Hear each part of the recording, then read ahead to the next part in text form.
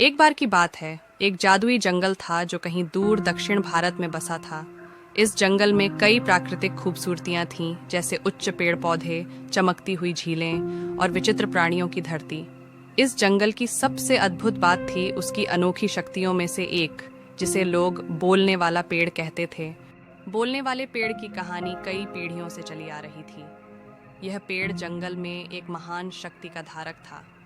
इसकी आवाज सुनने वाले किसी भी व्यक्ति को यह लगता था कि वह खुद उस पेड़ से बात कर रहा है। लेकिन ज्यों ही कोई उसके पास जाता, उसे अद्भुत शक्तियों से भरी इस पेड़ की वाणी सुनाई देती थी। एक दिन जंगल के एक गांव के निकट एक युवक नामक राजू रहता था।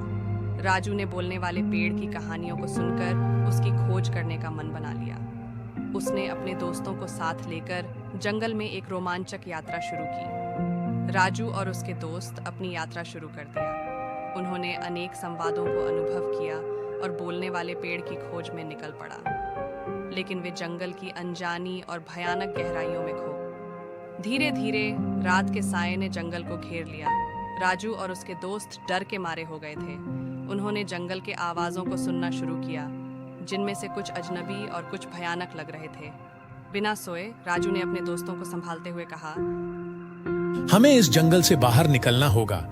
हमें एक बड़ी मुश्किल का सामना करना होगा, लेकिन हमें डरने का कोई मतलब नहीं है। वे अपनी यात्रा जारी रखने के लिए प्रेरित हुए, लेकिन उन्हें एक अद्भुत घटना का सामना करना पड़ा। एक पेड़ के पास जाते हुए वे अचानक सुने, कौन है वहाँ? राजू और उसके दोस्तों ने चौंक कर एक दूसरे को देखा। पेड़ ने फिर कहा, क्या तुम मुझसे डरते हो?